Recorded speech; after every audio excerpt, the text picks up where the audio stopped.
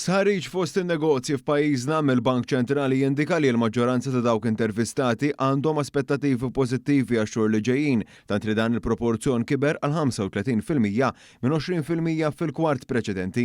Ir-rapport tal-Bank Ċentrali jindika li l-aktar negozji ottimisti kienu dawk tal-kostruzzjoni u l-proprjetà, imma kien hemm aspettattivi pożittivi ħafna fost azzjendi tas-servizz minn dawk professjonali sa dawk fis-settur turistiku. Filwaqt li hemm tħassib f'ċertu setturi fosthom azzjendi tal-manifattura fuq l-impatt tat tariffi fuq il-kummerċ, l-aspettattivi baqgħu ferm pożittivi. Minn dawk intervistati maġġoranza ta' 20% tal-kumpaniji sostnew li jistennew l-attività tagħhom tkompli tissaħħaħ.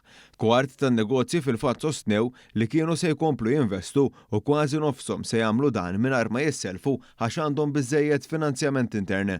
Barra milli jinvestu aktar l-istħarriġ tal-Bank Ċentrali jindika wkoll li rdoppjat il-maġġoranza ta' kumpaniji li jridu jimpjegaw aktar ħaddiema. Fil-fatt kważi nofs l-azzjendi qalu li se jkunu qed ifittxu aktar impjegati. Dan fil-waqt li kważi terz tal-kumpaniji sostnew li se jagħtu żidiet fil-pagi ta' 5% jew aktar. Dawn huma żidiet ferm aktar mid-doppju tar-rata tal-inflazzjoni. Minkejja li kien hemm żidiet fl-ispejjeż, il-proporzjon ta' dawk in-negozji li żiedu l-prezzijiet baqa' relattivament moderat. Dan jindika li l-pressjoni tal-inflazzjoni mistennija tkompli tkun ikkontrollata.